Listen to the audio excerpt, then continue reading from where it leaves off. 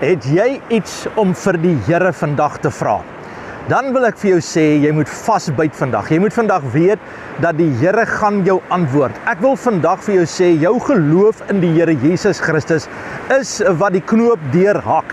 Dit is vandag wat daardie bindinge, daardie dinge wat vashou in jou lewe, daardie dinge wat maak dat jy nie deurbreek nie, wat jou angstig maak en voel asof jy verwrig in die sikkel van die lewe, daardie gaan breek vandag, want die Here sê vandag, daar kom 'n oorwinning in jou lewe, daar kom 'n deurbraak in jou lewe. Die herstel van God is jou deel vandag. 1 Johannes 5 vers 14 sê, en dit is die vrymoedigheid wat ons teenoor hom het, dat hy ons verhoor as ons iets vra volgens sy wil.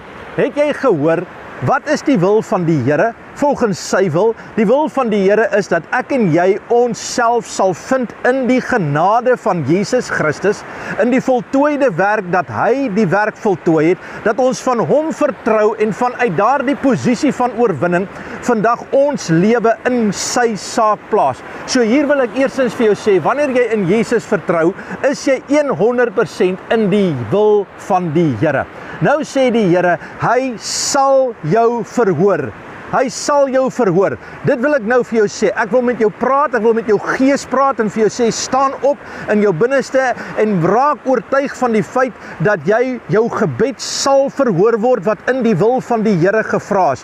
Jy beweeg in liefde, jy beweeg in die krag van die Heilige Gees, jy beweeg in die wil van die Here.